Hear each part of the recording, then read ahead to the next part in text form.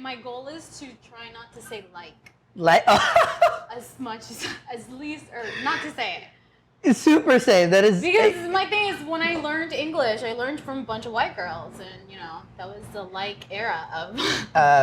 So it's been a lifelong process of getting rid of it. So. My what do you call this? When I started this, I knew that I was gonna fuck up a lot. So the third episode is actually the first episode. Okay. So Melody was my first interview, because I know if I didn't enjoy my first few episodes, I wouldn't continue with it, and I wasted a couple of $100 in mics and recording stuff for nothing. And I listened to her. It's like, all right, I had my notes on my iPad. It's like, no no likes, see, so don't do that. And I listened to the first one. It's like, okay, it's not too bad. There's a little bit there, but she was very nice and she talked a lot, so I didn't have a lot of problem. And then the second one was the second episode, Petite. It's like, oh, I had so much and likes. I was like, oh shit. Thing is that you don't catch it until you watch it. Yeah, it's so true. My thing is just working on not saying like. Well. So hopefully. That's camera one. That is your camera if you want to have fun with it. Okay. It's mine. I hope it doesn't break. Oh, see? I have a checklist now of things that... Mic. Turn on the mic. Right. Trying out this fireplace backdrop. Okay. Pretend that I know what I'm doing. All right, let's do... What is this? This is just my BB unit. Okay. I got it from Disney. Okay. Just because I didn't like this, I don't have a real thing, and I'm moving people around. My next one will just be in bed. Sheets. Okay, if you're ready, I'm just gonna have fun. I'm not. Very nervous. You're ready. Kidding, but all right. 3, 2, 1.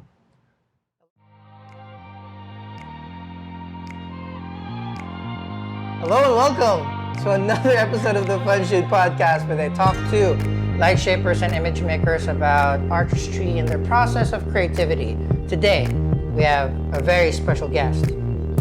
She is also a fellow light shaper. She photographs. She specializes in fitness and fashion photography.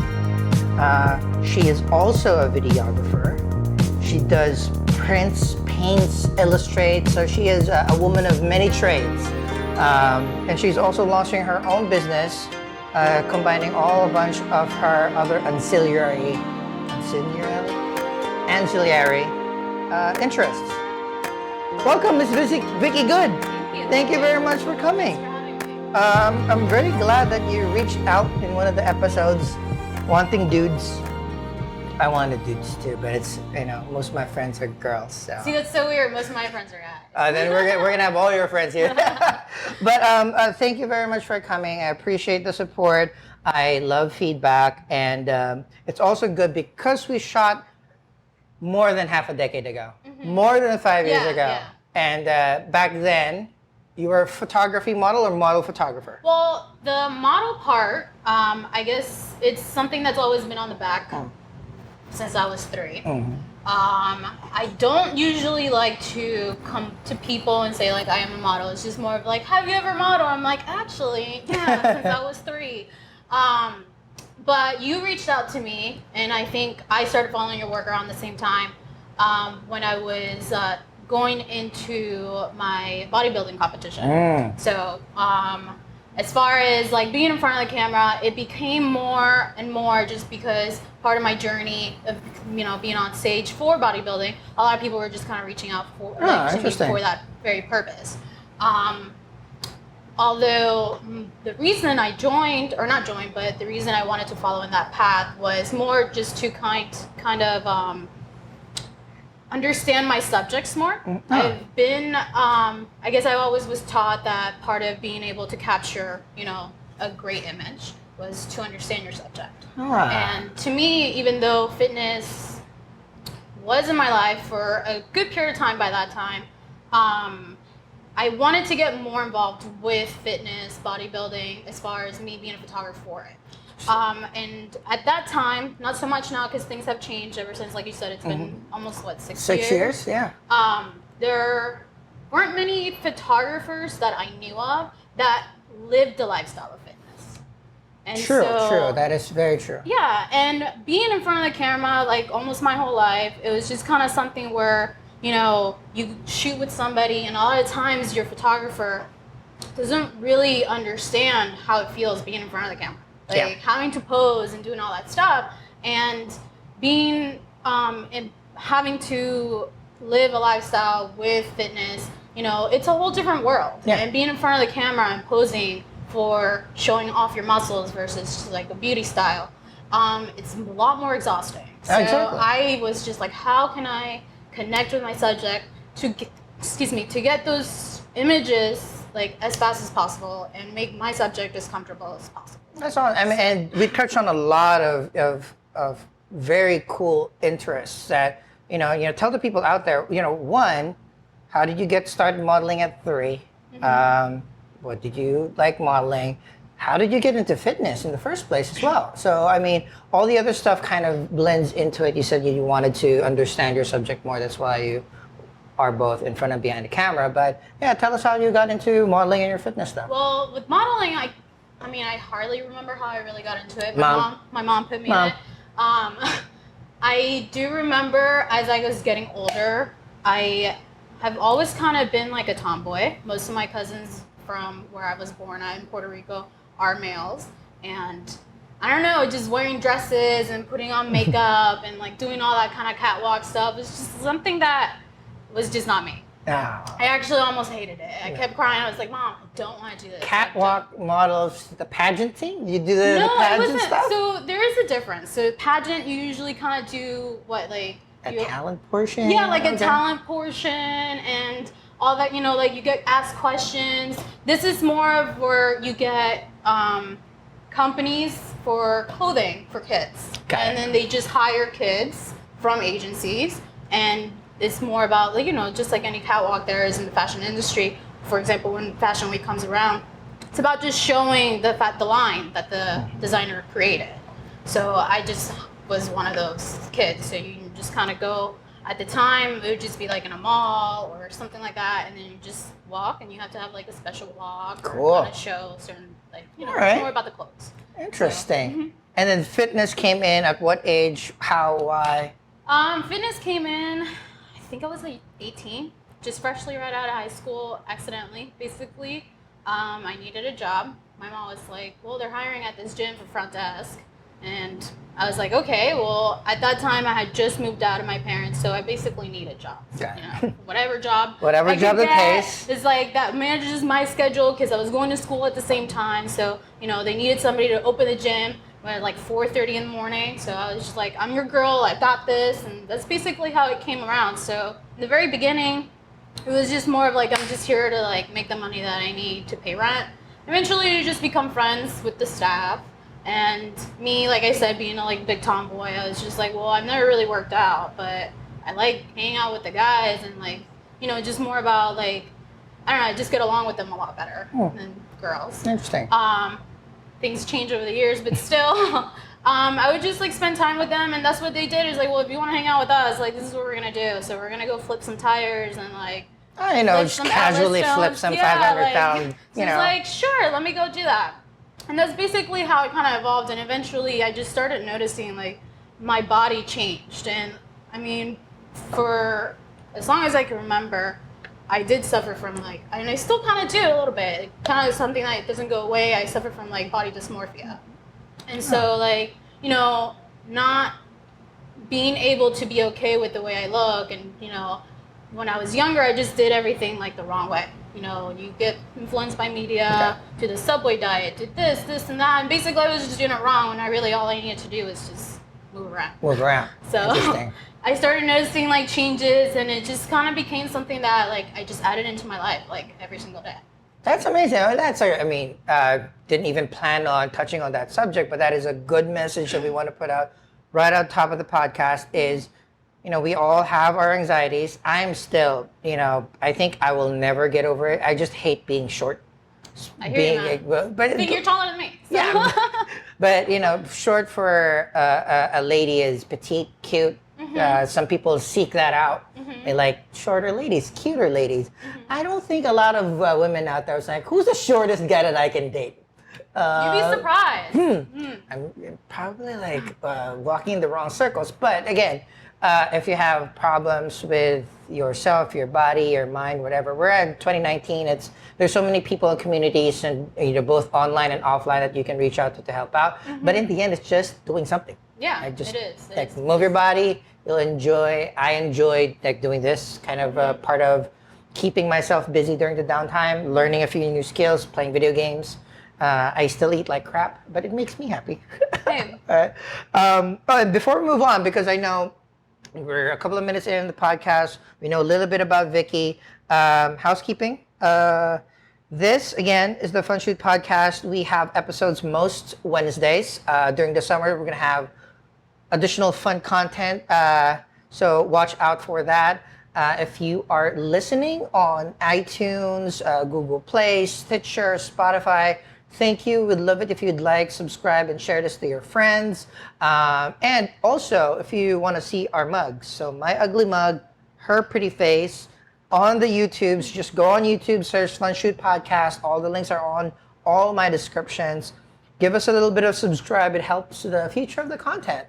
Follow us at Fun Shoot Podcast on Twitter and on Instagram. And we'd love to hear from you. Just like what Vicky did. She reached out. She wanted a male. We brought in not only a male, but an amazing photographer. Shout out Thiek Smith. And now she's on the show too. So if you want to participate, hop on any of those links, and we'd love to hear from you. Next up, we're both. I like guests that have the same interests as mine, so I can nerd out a little bit more.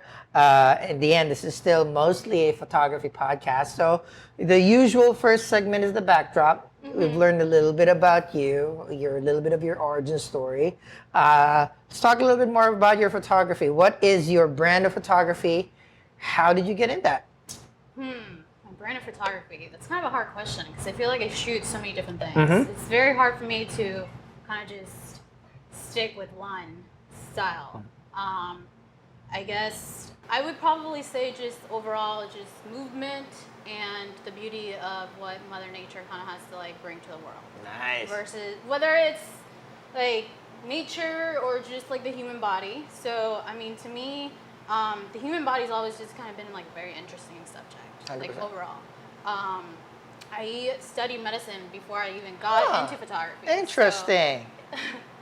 So it was just something that it was just, kind of goes hand in hand. Fitness, medicine, and then like all of a sudden it's like, well, let me just capture like what I can, just visually. So I guess that would be the best way for me to describe it. Just whatever I find beautiful and me to be able to translate it for others to see it the same way that I do. Awesome. So. And we know that you are a photographer, are a videographer. Is there a day job? Is there a night job? Is there a weekend job? Or is this it? At this point in time, I guess my day kind of changes. So it kind of starts off with, just checking emails with, for when it comes to like shoots and stuff like that. I section off a time in my day to do my paintings and drawings and stuff like that. And then towards the end, when I'm just kind of tired, I just get behind my computer, and that's when I either do the editing or just more research on the company that I just started with my boyfriend. So it's just kind of like doing so much research on it. I'm very excited to hear about that health, fitness, and wellness nutrition company that we're going to talk about later. But see, that's the thing that I've realized talking to a lot of my friends that are passionate about something. Rarely is it a one job thing. You have to like do multiple things. You have to be on all the time. So, I mean, not to burst anybody's bubble, but if people are thinking that they wanted to be a freelancer, if they want to be an artist because they want to have more free time, I'd caution them on that because what happens is it's all the time because it is all the time. It is. I mean, and on top of that, I just feel like, you know, we don't go into the art industry like because we want to. It's almost kind of like it falls in our laps, and it's just like, okay, when I step away from it, I don't feel myself. So I just kind of have to like. It's almost like, at least for me, it's like I have to create. Like if I go a day without creating something, whether it's painting or like working on a photograph or even something simple as just like making dinner, it's just almost like a day wasted. So to me, because art is not necessarily something that people need in life, it is something that you have to work harder in order to make a living out of it. It's amazing. So, yeah, I mean, I see. I couldn't have been more articulate myself. It's, you know, a day not doing the thing that you found as a passion or as an art. It's a day wasted. That is going to be a soundbite for sure. It's a very good way of looking at it. Sometimes, like, yeah, you know, the best things in life, we really don't pick it. They pick us, we just, you know, it's kind of like a blessing and a curse. You found something that will make you happy, complete, challenged, but the double-edged swordness of it is if you're not doing it, you kind of keep on thinking, what's missing?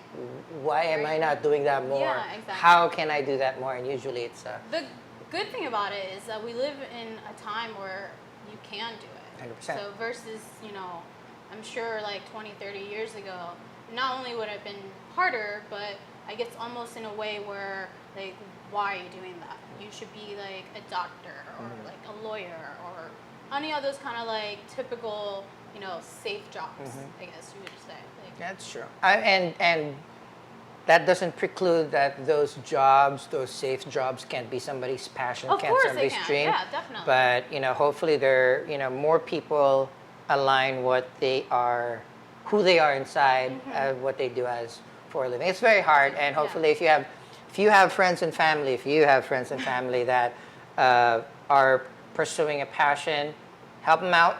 You know, it doesn't have to be monetary, it doesn't have to be like, you know, doing marketing or publicity for them.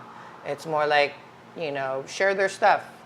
Give a little bit of constructive criticism, encouragement, because it's always nice to see people not only pursuing their dreams but also getting their dreams. But that's very, very well said. I'm you know, what, 15 minutes in the podcast, I'm already bursting with notes that I want to put on my wall just to make sure, like, yeah, that's the reason why I keep on doing some stuff. But that leads us to our first break. And then when we get back, we'll talk more about what Miss Vicky Good, has up her sleeves, muscular sleeves, all of her stuff. All right, so stay tuned.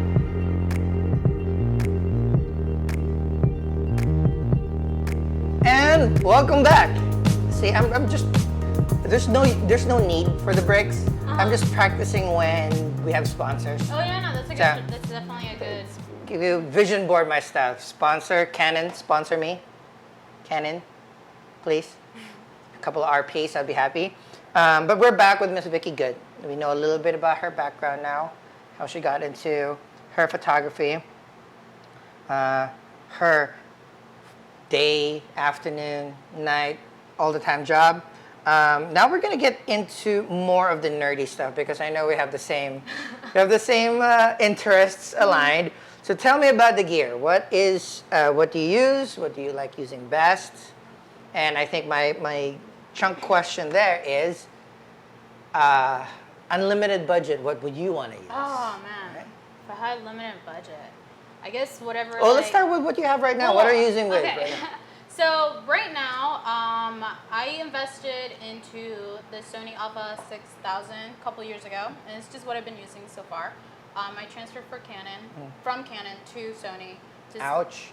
I know. Canon sponsor me. But that was before like Canon came out with the mirrorless. Gotcha. So Sure. you know, I kind of like really only had a couple of choices. I also did have the A7R and R2 for a little bit. So, which I mean, to me, the main reason I went for it was just the size. I mean, it's so small. It gets the job done. And, you know, I, to myself, think that I don't travel that much, but others say that I do. So, I mean, it comes very convenient when I'm traveling. It just fits anywhere. And a lot of times, I've been in places where they'll see a long lens and they're like, sorry, you can't use it. And this is kind of just like a little way of just kind of cheating. And you get like perfect like images. Sony has amazing colors. Beautiful colors. Focusing is quick. Gyros inside are great for stabilization. So, yeah, it's like I've seen a lot of people transfer from the duopoly of Nikon and Canon to the Sonys and the GH5s for video. So, yeah, it's a good choice. And lens of choice or favorite lenses that you have right now? My favorite lens right now, which is the one I'm using majority of the time, it's just like a 10 to 105. It's just kind of helps with everything. I capture a lot of motion, so it's just, you know, like quick flash and then further away, close away, kind of get everything that I need. I do, however, shoot architecture. So scenic views, I tend to go with my wide angle. So, you know, and sometimes I challenge myself and go around the city and just like, let me just use this in ways that most people wouldn't. Just kind of like, you know, so just kind of play around. All right, 10 to 105. And unlimited budget. All right, I guess whatever's current right now, right? All right.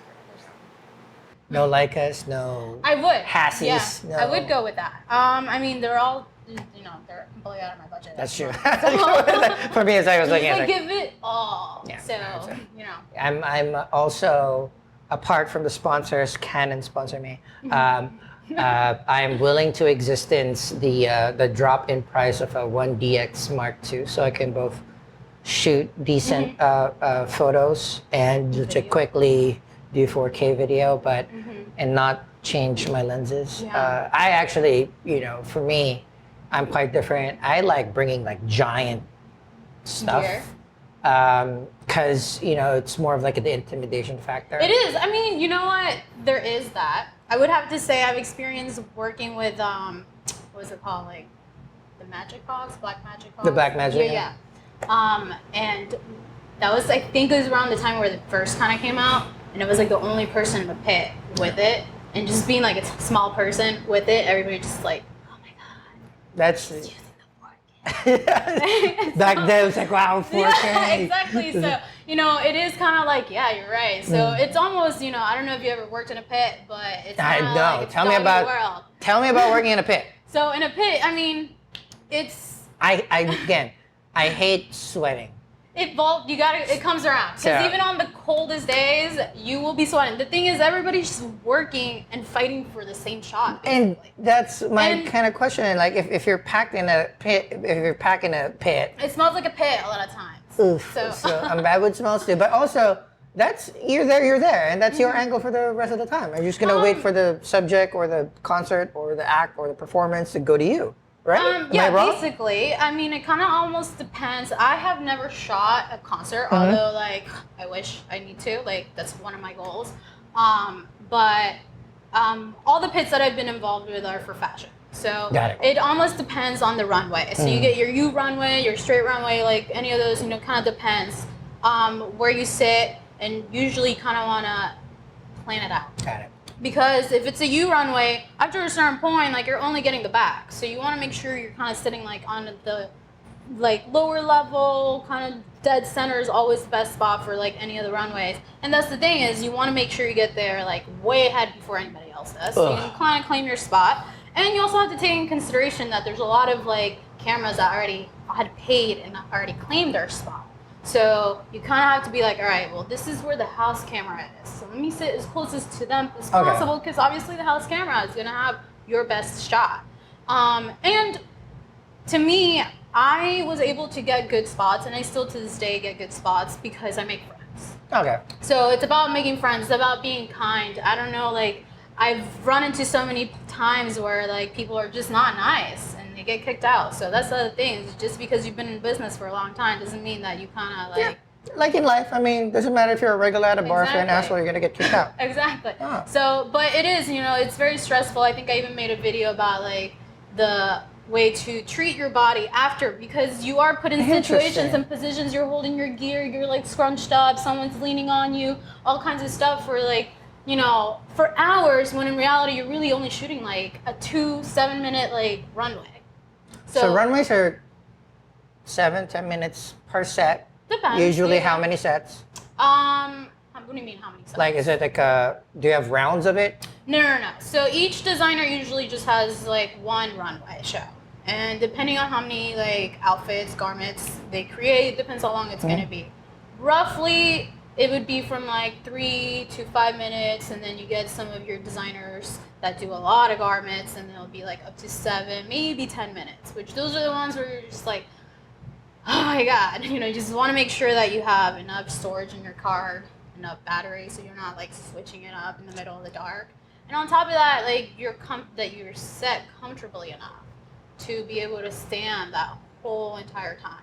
So because it's not just a 7-10 minutes, it's like what, an hour before? Well, you're usually like the company that I work with. We kind of already know, just get there 2 hours before, so you're one of the first people as soon as they open the doors. I know, it's exhausting. It's like part of it, the most exhausting part is just honestly waiting around.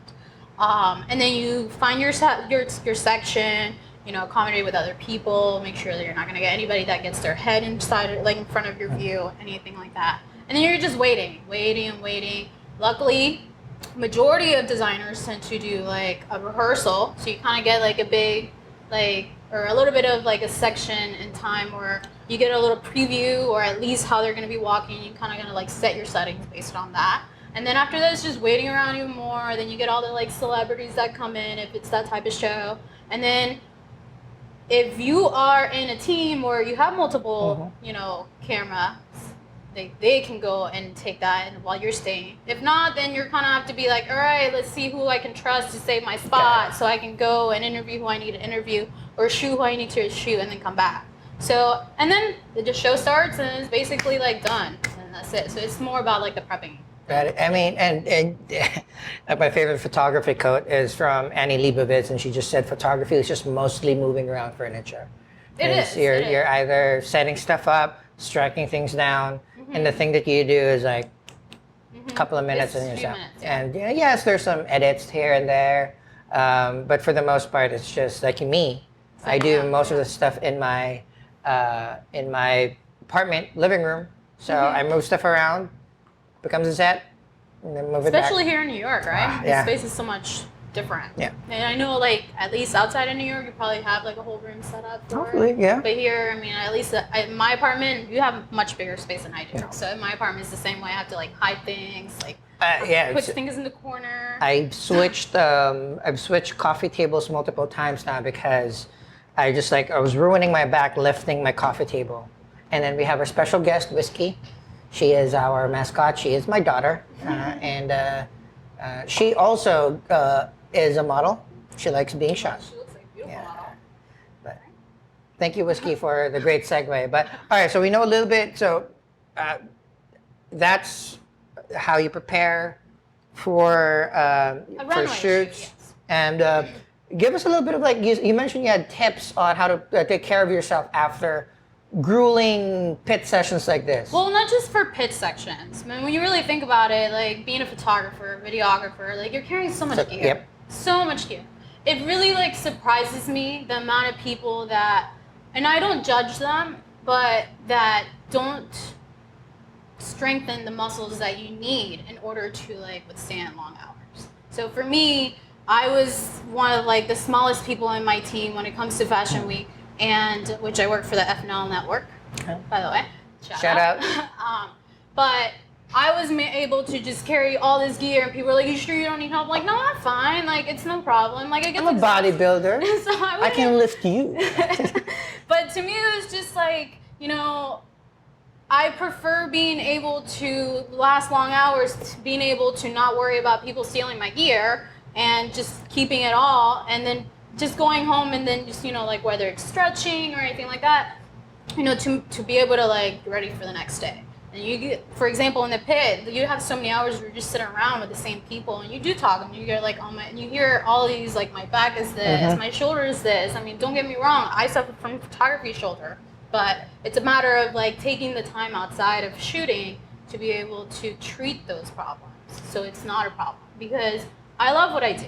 I want to be able to do it for as long as I possibly can, and if I don't take care of it, my body, which is the one thing that's going to help me like keep going, then it's not going to happen. Perfect tip. Like that's, I think one topic that none of my previous 11 guests have broached, which is if you're doing a craft that involves your body, and that includes your brain too, you really have to work on it. Stretch, warm up, have proper time to recover. So if scheduling, you don't have, as much as you can, don't schedule gigs back to back to back to back. Make sure you have time to recover.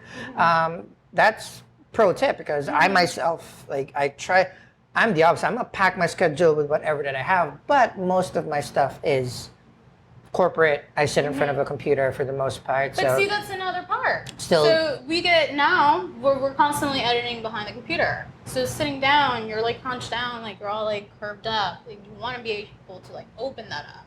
Because if not, then you're just going to start getting this terrible posture, which I struggle with. So I'm constantly like working. It's a matter of just like taking those 10 minutes off the computer, or like, for example, when I'm in the pit, it's just like, we're waiting around for 2 hours, let me just get a couple stretches here. It's like people kind of make fun of it, but I'm like, well, at least I'm not complaining about my back. That's true.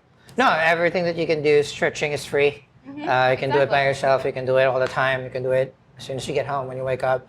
I guess I really need to use my standing desk at work more. Oh yeah, I love sitting down. Sitting down is my comfortable sitting down, but you'd be surprised how much better it is for yourself. It's my favorite. It's my favorite thing in the world is sitting down or laying down.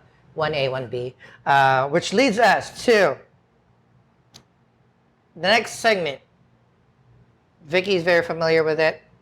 I want to put this a little ahead because I know we have other stuff we need to talk to, other businesses that you're trying to launch, but I ask my guests to send over their favorite images. We get to talk about it, why, how it was done, symbolisms behind it being the favorite. Vicky sent 2. So first, we're going to start with the more abstract one. I'm going to show her the iPad, the magic iPad here. She's going to describe it for audio listeners, but for the YouTube viewers, it's just going to pop into the screen shortly. So, Vicky, please explain why said image is your favorite. So, this is one of my favorite drawings by MC Escher. So, for those that don't know who he is, he's long gone, but he's my neighbor. We chat all the time. I wish. That would have been great. But he's just like an illustrator, basically. This is a pencil drawing, I believe, that's in a speckling technique, and it's of a mirror sphere where he's holding it with his left hand, and it has a reflection of him and his office, basically, in the reflection. And the detail in it is just breathtaking. So, I dig it. Did I get that correct? Yeah. It's well, it is a drawing, so it is sepia, black and white tone, like lots of speckling dots. Yeah, why is this one of your favorite illustrations? It's haunted me for many years. Yeah. So, my first introduction to art has always been drawing. The closest thing I ever had was a pencil in the beginning. My mom introduced me to painting, like sculpting and all that stuff, but like pencil's always been there. I was always that person in class where like teachers blah blah blah blah blah, and I'm just drawing my like classmates, just basically like in hiding. So when I first found out about him, I honestly can't remember like when that was, probably like elementary, middle school, around there, and I just was always fascinated the amount of detail. Then when I took art classes in high school, and you go in depth about like the different techniques, and you find out like these are all just a bunch of little dots. It's even more like amazing when you really think about it. I mean, it's such a detailed drawing, and to me, being able to replicate what I see like is perfect as possible has always been like my favorite thing to do.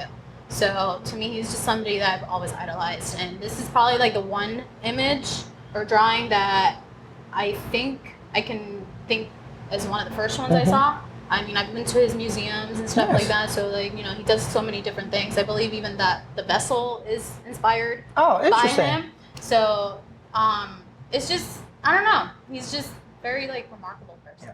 Yeah. I love it. When you sent the photo over, I was just looking at it in a way that it's there's so many worlds within the image themselves. Like he is holding up a sphere reflecting himself and where he is. So he is looking at himself, drawing himself, but in like the place. The first selfie, right? Yeah, it is. And it it's is. like a selfie style. It's not just like a self-portrait, because it is, but at the same time, is that like far away, like holding the phone kind of like style.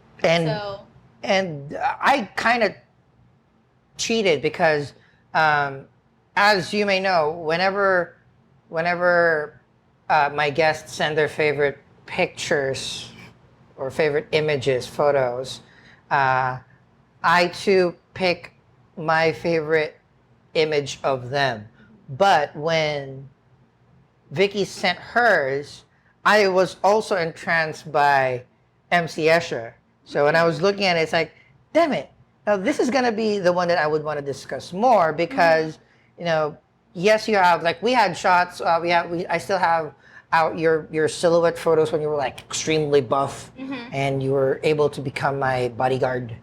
You're in my all-time dark alley team. So if I need somebody to bring in the dark alley, I'll bring the tiny buff lady because people might underestimate her, but she can break everybody. That's always my goal, right? Underestimate. 100%. I prefer being underestimated. That's true. But this one was like, when you sent this, I realized like, you also have so many other facets that, you know, this is an image that I looked at. It's like, all right, every time I look at it, there is more and more things that I see in the photo. There is like how the books, there's a bookshelf behind him, how it wraps around. There's some weird images behind him. Some of it, I was thinking like, yeah, it might be like hieroglyphic-y kind of things, but the other thing I was looking at, that might actually be like a moon and a star or a rocket and a star. I need to double check, but I think MC Escher was also a physicist.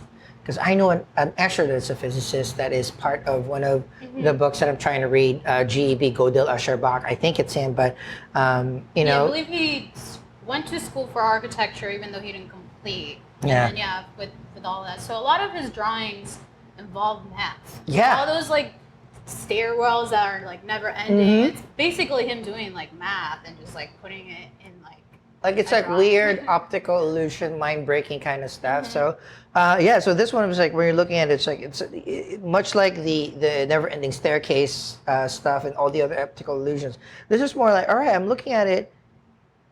It is kind of like perfectly done. If you held up a sphere in your face and you'd see where you are in the world kind of thing. And for him, it's just in his home. He has a couple of couches, bunch of books, himself in a chair. That's pretty much it. So you're holding yourself in your own world. Is kind of my thing. So this is also my favorite image of quote unquote you. But you also sent a second image. This was one of the hardest things I had to do. Really? Going through all of my stuff. See? And like what I like. And just picking like, well, you said pick one. I'm just like, oh my gosh, I don't even know. And that's always been the case. Like I don't try to give finite directions. Like it has to be of you or by. No, it's like, what's your favorite photograph? Your favorite, and it was just so hard. So I mean, narrowing it down to two was probably one of the hardest things I had to do. Okay, and it's a wonderful representation. It's also an image that'll probably be in my rotation of iPhone wallpapers because it's pretty cool. I really do like it, and I also like the idea that the next image is like wildly different from the first. So I'm gonna switch to the second image, and then you're gonna describe it for audio listeners, and I'm gonna try to describe it myself. Please describe. Okay, so this is one of the images that I personally took. during one of my personal challenges where I took my wide angle like 10 to 18 lens, and I was just like, I'm just gonna walk around the city. Luckily, we live in a city that so much happens all the time. 100%. And I ran into this guy trying to get like his skateboard trick. Yeah. So basically, and on top of that, like the sun is coming down. 100%. So like I have this perfect view of the golden hour of like the sunset coming down. Although I wish it would have been the skyline of New York City is the skyline of Jersey. Because it's just as good. so you were, if I'm not mistaken, you were by the carousel. I was. See? I was. I know my Dumbo.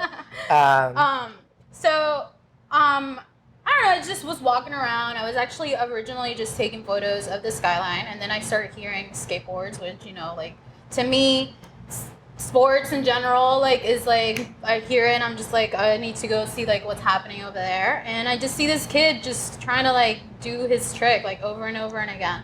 And I noticed that if I were to stand behind him, I get just, like, the perfect silhouette with just the right amount of, like, details on him. And I just asked him, I was like, do you mind if I stand here without interrupting you and just take some photos?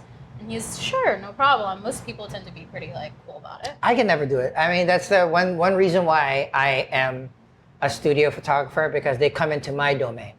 Okay. I'm very bad at street. I love shooting outside. See, this is my thing. I prefer being outdoors. Manipulating nature to me is so rewarding. I love landscapes. I live right across the park. I love going to Dumbo and shooting the sunsets and all the weird stuff by the river. But like you mentioned, like you asked him, it's like, hey, no, it's like I won't do that. I won't talk to strangers. Yeah, well, see, that's the thing. To me, when I really started like shooting, I started shooting with nightlife photography. You have to approach people, and not just that, you're approaching like drunk people. Oof. Which is like the hardest thing ever. So it just kind of like comes like out of, you know, it's natural. Like me going up to somebody. Now, don't get me wrong. There are a few times that I really just want that like candid like photo, so I don't ask, and I'll just be kind of like that creepy person on the side. And if I get caught, then I'll be like, I'm sorry, do you mind? And like, you know. But you're a pretty lady. If I get caught, it'd be like, I guess it's true. You know, it does. Some benefits comes from being a female. But yeah, so I asked him, and I think I got this from the third shot. And Amazing. This is just, I tend to, majority of the time, do like single shot. So it's just more about like, let me see him, let me watch him. That's what it is with anything that you don't have to catch like in the moment. You know, like for example, like winning like a goal or anything like that. You can just like watch him. And I would just watch him, and I was like, all right, this is the moment that I want. And then I just like click. And then like on the third time is when I got it. Amazing. And I actually, the other guy in the photo, there is a guy that's sitting down. Looking at him. Yeah, look at him. And he asked me like, do you want me to get out of the shot? I'm like, no. Like, I want you to look at him. No. It just like gives it more power to like the fact that he's able to do that. Is the shot edited at all? The only thing that I edited on that was just the horizon. I was gonna say, because like I was looking at it, and the reason why I'm very bad at street and sports is because my specialty has always been people. So I tend to focus just on the subject, and my horizons are all fucked up all the time. So when I was looking at this, like, oh my God, perfect horizon. There's even a slight angle of the railing. That weird building, I think it's a sanitary building. The building right in the middle. Oh yeah, I have no idea. I it's really like, know very little. Yeah, that weird U building in the background is like smack just off center, which is like everything. I love the shot too. It's definitely one of my favorite shots. And on top of it, it was just unplanned. It was really, I just was like, let me take this one lens and just not carry anything but my camera and my phone, and then just walk around the city. I think I spent like 4 hours just walking around the city. Oof. And this was like towards the end. As soon as I got that, I was like, I'm done. I can go home now. So I guess that's the reason why I don't do street photography. I take an Uber one stop, so that might be bad. But I love this shot. You know, the sky was kind of like hazy blue, nice tinge of a little bit of cyan, a little bit of violet. Perfect golden moment. The thing about the pose of the skateboarder is so dynamic because it's doing the kick flip. I think the kids call it an ollie. I don't know.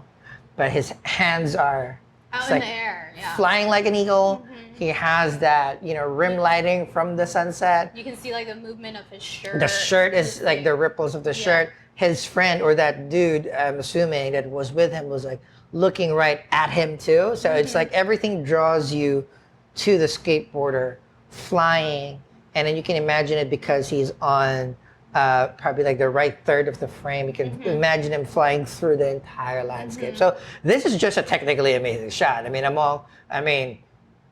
Thank you. Not to, all the people that sent in their favorite photos from Mark X. Hopkins, James A. Ridley, Theek Smith, fucking Ben Trivet. Those are amazing photographs, but this is hard. Thank you. This that means is a lot. That means a lot. This is hard stuff. Again, also, I don't do this. I just won't walk. I won't sweat. It's hard. But, thank you for sharing your two favorite images, the stories behind them. And leads us to, the last few segments of the pod is, we talk about a little bit of your background, what you do. You have preparations pre, during, and post shoots. What inspires you? What keeps your ideas fresh to make sure that you are not only at the top of your game, but continuously trying to evolve from said top? I feel like a lot of things inspire me. That's kind of one of the reasons why I have so many interests. Like I said, fitness, it does inspire me. I just feel like the ability of somebody taking their body and just doing something out of it is just amazing. Whether it's dancing or like a sport, a team sport, like any of those, I just find it very, it's inspiring. I think also is when I was younger, I didn't really get to do too many sports, so it's just kind of like, oh my God, this is great. And then nature. Honestly, just like in the shot, it's just the way the sunset and everything like that. To me, just nature overall there's just so much to it. And the more that I travel, the more that you see, and it's just like breathtaking. And with a little bit of like horror films tend to all right. Art, fitness, nature, horror films. People killing each other, chopping people's heads. To me, like if you actually look at my paintings and drawings, especially now that I'm working on a series, it's all like zombie related. So it's just kind of like, I don't know, like I watched a lot of movies when I was younger, and I still kind of do. And it's something that like when I'm creating, editing, there's always like a movie or something like in the background on the TV playing, and it's just something that I was just kind of inspired me. I guess that's kind of one of the first ways that I looked through the lens versus like being in front of the lens. It's just kind of like how people shoot things and just creating like makeup and the way that they like do all the gore. And it's just like that came out of nothing. It's just kind of interesting to me. So. It's amazing. I'm going to put that again. Look through the lens, dudes. Learning so much, damn it. My brain hurts. I'm sorry. But I love talking to the people that I interact with, the people that I collaborate with, because people tend to think that, we shoot a lot. I shoot a lot, hang out with a lot of friends, go to my friends' performance, but there is very, very little time to really dive into how they got into the things that they got into and why, and how they keep on evolving. But also just like as a person, we all need to just like lift inspiration from everything else. That, when you're at the top of your game, and, I'd like to think that in some aspects of my life I am, and some aspects of my life I'm not, that 0.5% improvement gets harder and harder and harder. So, just hearing all your stories, seeing all your inspirations is just refreshing to know that hopefully, all the people out there listening as well will kind of like, oh, shit. Maybe I really should stretch. Oh, that's a pretty cool artist. Sure. Always. Damn it, I haven't stretched the entire day.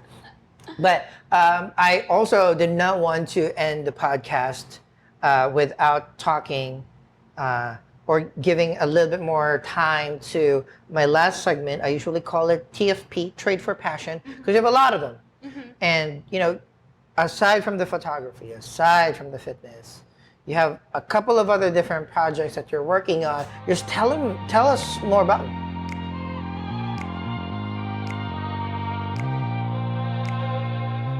And we're back, and we're rolling through the last segment of the podcast where I ask our guests about their other passions. Call it TFP, Trade for instead for trade for print or trade for portfolio, like other photographers do it. You have a bunch of them. You are launching your new company, or have just recently launched your company. Tell us all about it. Okay, so it's a health food company. Basically, just foods that people can have on the go without feeling like they're going to, like, I don't know, tarnish their diet. Got it. Very healthy as one can make it. Well, healthy in the sense that we're using like good ingredients. Right now we started our first product. It is a protein powder, so it does kind of fall under that, Cool. mindset of like healthy. And we're using a goat weight dairy source and combining it with coconut milk. So it kind of gives it a creamy texture, but you don't get the side effects that you get with cow whey. Okay. So a lot of people, not everybody, but there is a big portion of people out there that tend to have very negative side effects when your regular cow whey protein supplements, and they tend to settle with just plant-based, and a lot of times that's not really what they want to do. Yeah. So we created one that uses a source of protein from an animal that produces dairy that is a lot easier to digest than your typical cow whey. So this is just, for those that are not vegan, but it's friendly for vegetarians or anybody that just wants to cycle through their proteins. It's amazing, and like cycling through your proteins is a term that I, unfortunately, one of the most unhealthiest people in the world, is not familiar with. How would you describe cycling through your proteins, and why would one want to cycle through their proteins? Well, the reason you would want to cycle through most supplements overall, or just even foods, just, consistency, probably saying this incorrect, but basically over time, using the same thing, your body just kind of gets used to it. So being able to kind of change that plateau, you have to cycle through things. Awesome. Another good thing is, the more you use something, your body will get used to it, but also some people tend to develop, like side effects that are not good. So whether you build a tolerance or you develop a allergic reaction. A reaction to it. So it's a good way of just kind of like changing things up in order to avoid any of those. And you mentioned this product is a powder.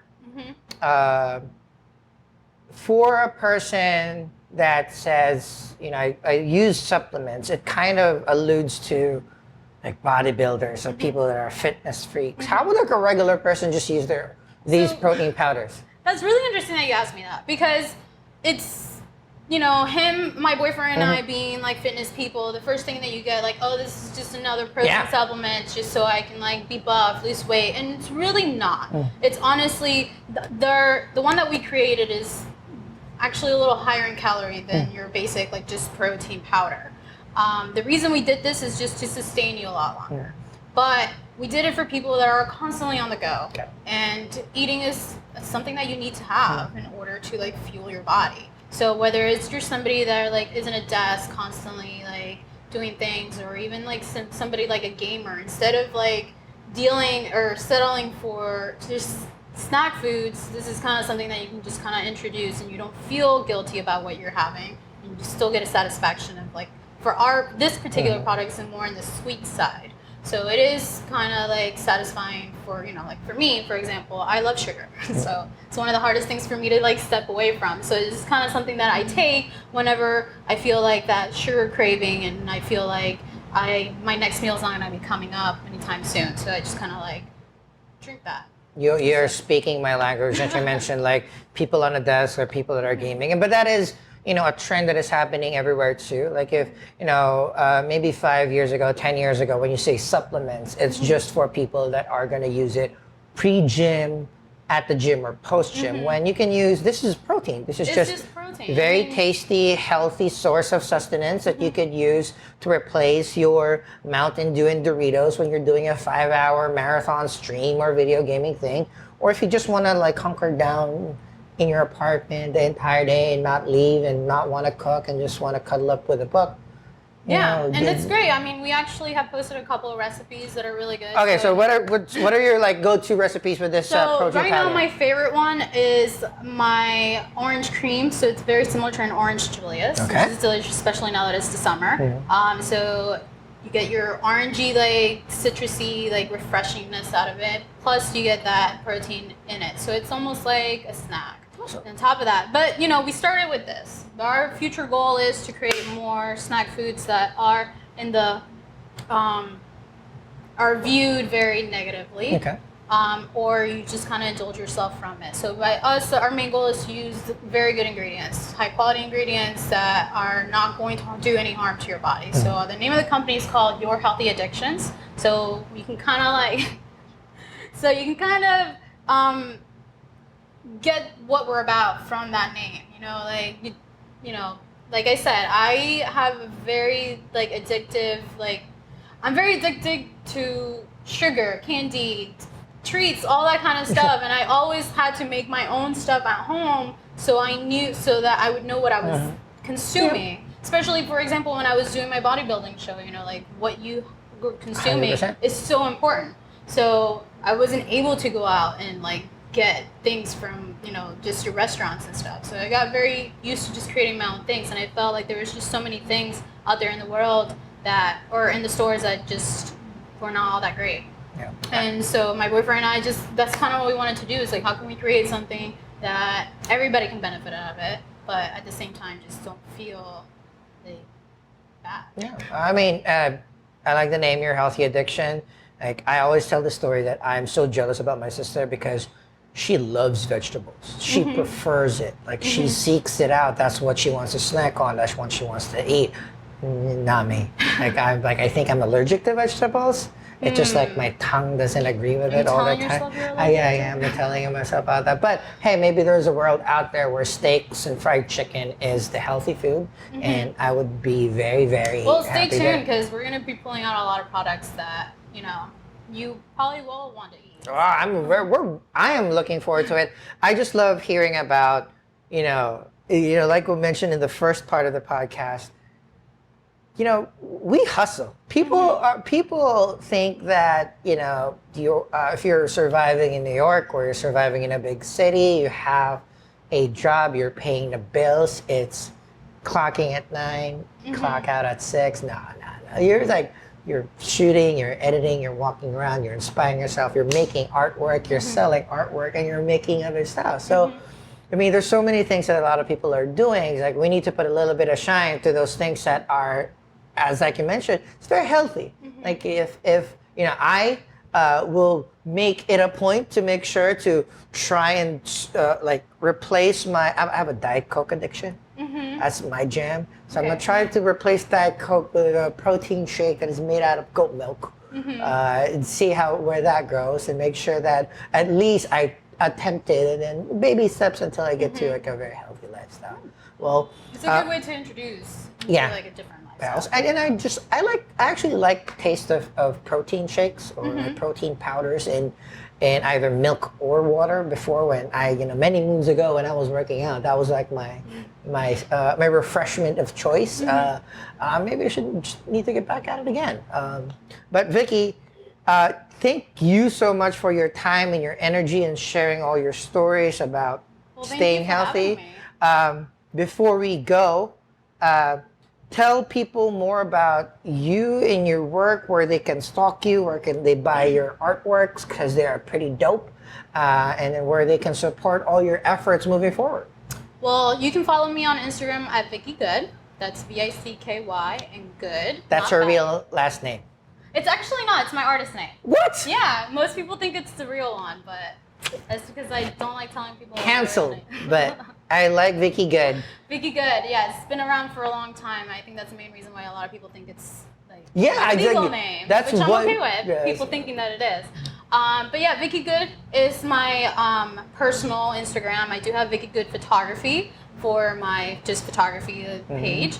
And then VickyGood.com would be my main website. So that's where you can find everything from my photo shoots to how to contact me to set a photo shoot. There's also a fine arts section where you can see all of my paintings, my drawings, and even link to be able to go to the store where you can buy prints of not just my photography, but also my fine arts as well. And then, like I said, Your Healthy Addictions. So yourhealthyaddictions.com would be where you can find my current company that I have developed. Unhealthy addiction, very healthy addiction. So yourhealthyaddiction.com. But yeah, and I always, like, something I tell all my friends, if, I know that investing in art might seem like a daunting task, but we have real people out there creating real art that might speak to you. So it won't hurt. Go visit her site. Go look at her portfolio of prints and illustrations and artworks.